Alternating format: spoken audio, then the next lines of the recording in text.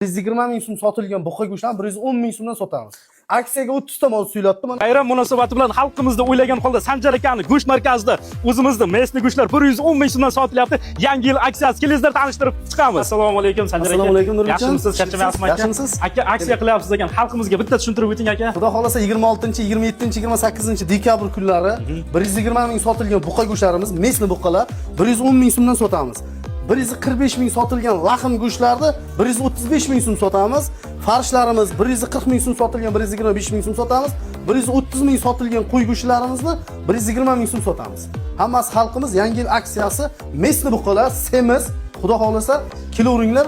Dudlangan quyda quyrug'i ham bor. Mana testosteronni oshiradi aka. Dudlangan quyruq bor, jigar bor, chari bor, ilik suyaklar bor, immunitetni ko'taradi. Kelaverasizlar. O'zim yeb ko'rdim, juda ham zo'r ekan. Ta'mi va immunitetni oshiradi-da. Aka necha yildan beri qassobchilik qilasiz? 25 yildan beri. 25 yildan beri xalq xizmatida akamiz. Bemalol kelaverasizlar. 26, 27, 28-dekabr kunlari 110 ming so'mdan go'shtlar sotiladi. Mana shu tushunmaganlar uchun manzilda aniqroq aytib o'taman. Ziyovuddin dehqon bozori, Paxtachi dehqon bozorini darvozasining yonida birinchi go'shtxona bo'ladi. Barchalaringizni kutib qolamiz. Sog' bo'linglar, salomat bo'linglar.